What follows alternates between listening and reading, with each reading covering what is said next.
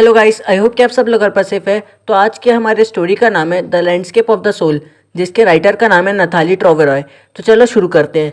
Basically story में author ने different locations and places के डिफरेंट टाइप्स ऑफ आर्ट्स को शो करने की कोशिश की है। स्पेशली इस स्टोरी में चाइनीज़ एंड वेस्टर्न आर्ट्स का जिक्र हुआ है। बेसिकली इस स्टोरी में चाइनीज़ एंड वेस्टर्न आर्ट्स के डिफरेंसेस को बताने की कोशिश की गई है और ये शो किया गया है कि किस एस्पेक्ट में कौन सा आर्ट अच्छा है। और यार बेसिकली इस स्टोरी के अंदर भी हमें कुछ छोटे छोटे स्टोरीज देखने को मिल सकते हैं। स्टोरी के स्टार्ट में यहाँ पे बताया जा रहा है कि 18th सेंचुरी के आसपास एक बहुत ही वंडरफुल पेंटर हुआ करते थे जिनका नाम था वू डाओजी। ये अपने एम्परर ज़ुआंगज़ोंग के लिए एक पेंटिंग तैयार कर रहे थे। एक्चुअली में एम्परर ने उसे कमीशन दिया था उस पेंटिंग के लिए, और उस पेंटिंग की मदद से वो अपने पैलेस के वॉल्स को डेकोरेट करने की कोशिश करते हैं। इसके बाद जैसे ही वू डाओजी की पेंटिंग कम्प्लीटली रेडी हो गई तो उसने उसे एक स्क्रीन के पीछे हाइड कर दिया। वो चाहते थे कि एम्परर के देखने से पहले मेरी पेंटिंग कोई नहीं देखेगा। इसके बाद जैसे ही उस एम्परर ने उस लैंडस्केप वाली पेंटिंग को देखा तो वो शॉक रह गए। उस ब्यूटीफुल लैंडस्केप की पेंटिंग में माउंटेन्स दिखाई दे रहे थी और वाटरफॉल्स भी थे। उस पेंटिंग में उन्होंने स्काई में कुछ बर्ड्स को उड़ता हुआ भी शो किया था और उसमें कुछ लोग हिली एरियाज़ में क्लाइंब करते हुए भी नज़र आ रहे थे। इतने में वुड हाउसी कहते हैं, जनाब ज़रा नीचे तो देखिए उस पेंटिंग में जहाँ पे वो केव दिखाई दे रही है। पेंटर इसके बाद बताते हैं, जनाब इस केव में एक स्पिरिट रहती है। और इसके बाद जैसे पेंटर ने क्लैप किया तो उस केव का गेट ओपन हो जाता है और वो पेंटर कहते हैं, इस केव के अंदर जो भी चीज़ें हैं उसे मैं वर्ड्स में एक्सप्लेन नहीं कर सकता। उस केव के अंदर बहुत स्पेशल थिंग्स है जिसके बारे में अगर उन्हें जानना है तो उसके अंदर एंटर करना होगा। फिर वो पेंटर बोलता है, मेजेस्टी आप प्लीज़ मेरे साथ अंदर चलिए। उसके बाद पेंटर अपनी ही पेंटिंग के साथ कतई अचानक से गायब हो जाता है। एंड ये देख के मेजेस्टी भी शॉक थे कि ऐसा कैसे हुआ। और इसके बाद वो वुड हाउसी उसके बाद कभी भी नहीं मिले। अब वुड हाउसी ऐसे गायब हो गए थे कि उनका पेंट ब्रश, उनके कपड़े और इनफैक्ट उनकी बनाई हुई पेंटिंग तक सब गायब हो गई थी। आगे नरेटर बताती है कि इस टाइप की जो स्टोरीज़ है चाइनीज़ क्लासिकल एजुकेशन को रिप्रेजेंट करने के लिए बनी होती है एंड बहुत ज़्यादा इंपॉर्टेंट होती है। और हमारी जो बुक्स है कन्फ्यूशियस एंड ज़ुआंगज़ी में बहुत ज़्यादा पाई जाती है। एंड ये बुक्स फ्यूचर में प्रॉपर डिसीजंस लेने के लिए दोनों भी स्टूडेंट्स एंड टीचर्स को काफ़ी हेल्प करती है। इन बुक्स को प्रोवाइड करने के पीछे टीचर्स का इंटेंशन होता है कि वो अपने स्टूडेंट्स को एक राइट डायरेक्शन में गाइडेंस दे सके। इस टाइप के स्टोरीज आर्ट के ओल्डर फॉर्म को बहुत अच्छे से शो करती है। एंड इसके बाद नरेटर अब एक नए स्टोरी को कॉन्ट्रास्ट करते हुए कहते हैं कि इस स्टोरी में एक पेंटर था जिसने एक ड्रैगन की पिक रेडी की, बट उसने कंप्लीट वे में उसके आइज़ को रेडी नहीं किया। इसके पीछे का रीज़न पेंटर ये देता है कि अगर उसने आइज़ को बनाया होता तो जो ड्रैगन है वो पेंटिंग से निकल के उड़ जाएगा और लोगों को इससे परेशानी होगी, और इस डर से उसने उस आई को नहीं बनाया था।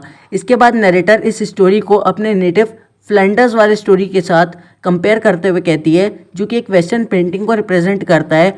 अब ये स्टोरी 15th सेंचुरी की थी जिसमें ब्लैक स्मिथ, जिसका नाम है क्विंटन मेट्सिस, वो एक लड़की से प्यार करने लगता है जिस लड़की के पापा पेंटर थे।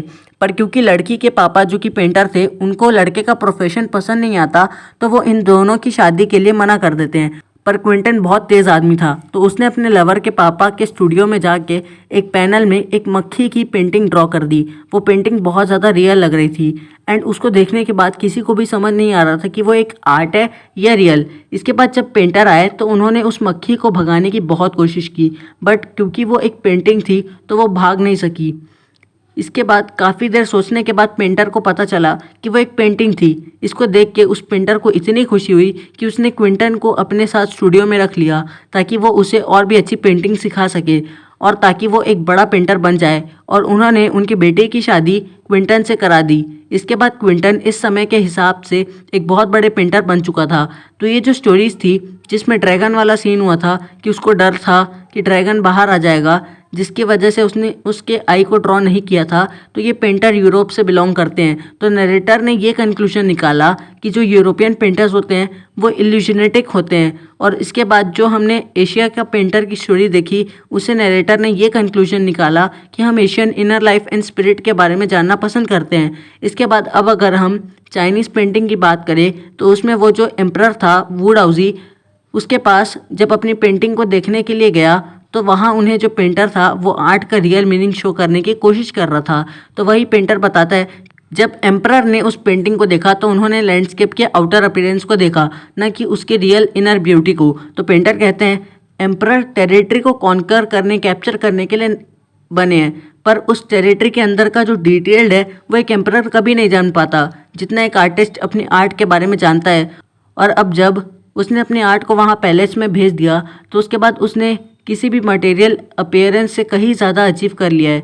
अब इसके बाद जब नरेटर ने यूरोपियन पेंटिंग और चाइनीज़ पेंटिंग को डिफ्रेंशिएट किया तो उन्होंने ये पाया कि जो यूरोपियन पेंटिंग होती है वो समहाउ एकदम रियल दिखाई पड़ती है। और ये जो यूरोपियन पेंटर्स जिन्होंने ये पेंटिंग बनाई है वो बेसिकली ये चाहते हैं कि हम उनकी पेंटिंग को उनके नज़रिए से यानी एक आर्टिस्ट के नज़रिए से देखें। और जो चाइनीज़ पेंटर होते हैं वो यूरोपियन पेंटर्स के जस्ट अपोजिट होते हैं। वो चाइनीज़ पेंटर्स चाहते हैं कि हम उनकी पेंटिंग्स को अलग नज़रिए से देखें, क्योंकि वो पेंटिंग यूरोपियन पेंटिंग के जैसे असली नहीं दिखाई पड़ रही होती, पर हम उस पेंटिंग के अंदर ट्रैवल ज़रूर कर सकते हैं एक अलग नज़रिए से। यहाँ पे और एक चीज़ बताई गई है कि जो चाइनीज़ पेंटर्स होते हैं वो हमारे आइज़ को पाथ प्रोवाइड करते हैं जिससे कि हम उस पेंटिंग को अच्छे से समझ सकें।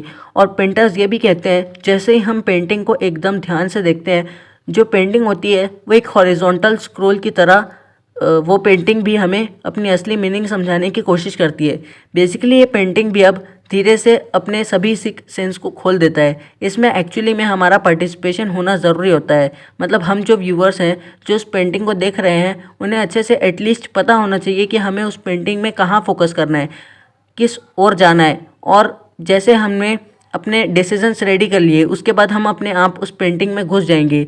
चाइनीज़ पेंटर्स सिंपली ये चाहते हैं कि हम उनकी पेंटिंग को देख के ये रिकॉग्नाइज़ करें कि क्यों एक्चुअली में पेंटर्स ने उस पेंटिंग को रेडी किया है। वो हमें कुछ लेसन देना चाहते हैं। और पेंटर्स यहाँ ये भी कहते हैं कि ये जो पेंटिंग में आप फोकस कर रहे हैं इस पेंटिंग को किसी पेंटर ने बनाया है, ऐसा मत सोचो, बल्कि ये सोचो कि ये आपकी ही इमेजिनेशन है। आगे नरेटर बताते हुए कहते हैं कि इस लैंडस्केप वाले कॉन्सेप्ट को चाइनीज़ में शानशुई कहा जाता है एंड इसका मीनिंग होता है माउंटेन एंड वाटर। तो नरेटर कहते हैं कि इन दोनों एलिमेंट्स के बेसिस पे ही पूरी पेंटिंग रेडी हो जाती है, आर्टिफैक्ट्स रेडी हो जाता है। ऑथर ये भी कहती है कि दो एलिमेंट्स से कहीं ज़्यादा ये लोग दो कॉम्प्लीमेंट्री पोल्स को रिप्रेजेंट करते हैं जो कि एक यूनिवर्स डायस्टिक व्यू को फॉर्म कर रहा होता है। सिंपल भाषा में अगर कहूँ तो यूनिवर्स को रिप्रेजेंट करने के लिए दो एलिमेंट्स माउंटेन्स एंड वाटर का यूज़ किया गया है।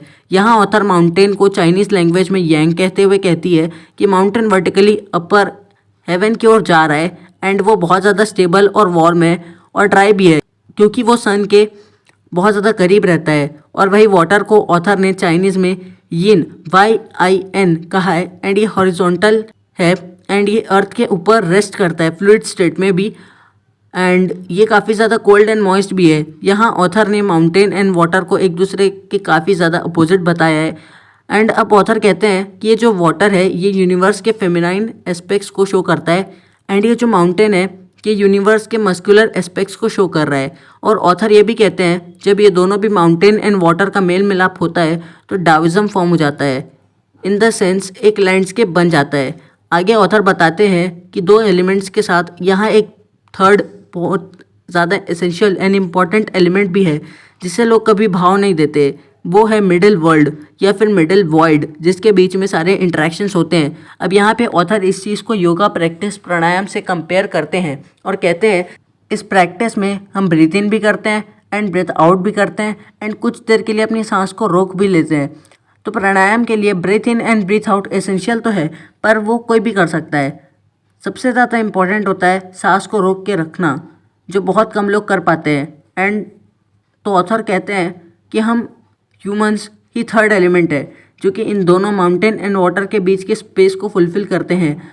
और फ्रैंकोइस शेंक्स नाम का एक बंदा है वो कहता है कि हम ह्यूमंस ही एक लैंडस्केप की आई होते हैं और वो कहते हैं कि हम ह्यूमंस वो नहीं हैं जो कि पहाड़ों के बीच खो जाए और ऑप्रेस्ड हो जाए। इसके बाद लास्ट में ऑथर ने एक आर्टिकल के बारे में बताता है जिसको बिंदा सूरी ने 28 अगस्त 2005 में लिखा था हिंदुस्तान टाइम्स में। और इस आर्टिकल का नाम था गेटिंग इनसाइड आउटसाइडर आर्ट।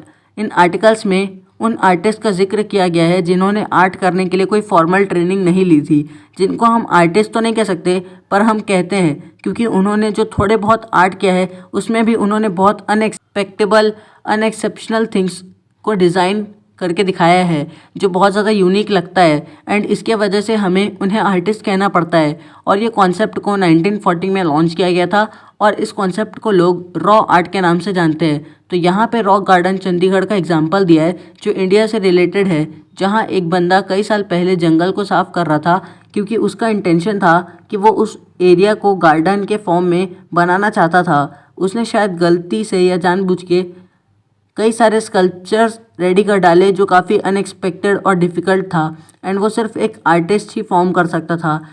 तो यार अब एक होमवर्क ले लो कि इस आर्टिकल को जाके तुम लोग एक बार रीडिंग करोगे।